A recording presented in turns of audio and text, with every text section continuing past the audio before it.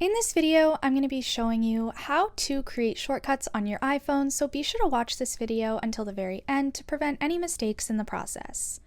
You're going to begin by navigating to your Shortcuts app.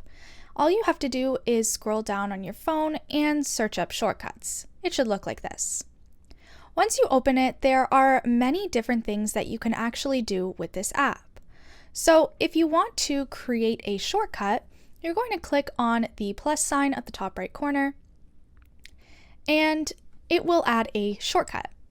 So there's a bunch of different shortcuts you can use, but for this video, I'm going to show you how to create a shortcut to open an app.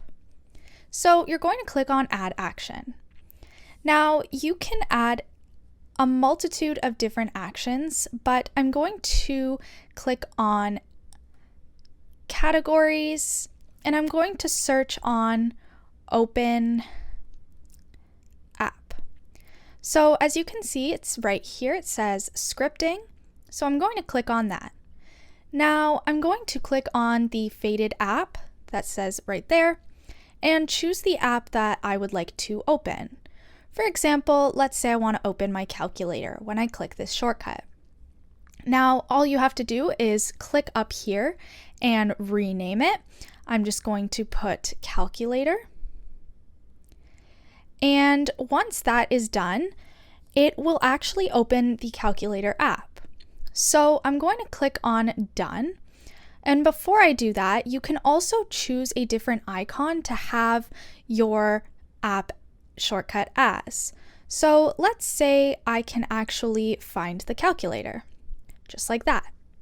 Now I'm going to click on Done, and as you can see, it's created, and it will actually be onto my home screen if I just click here, add to home screen, and it should be added to my home screen now.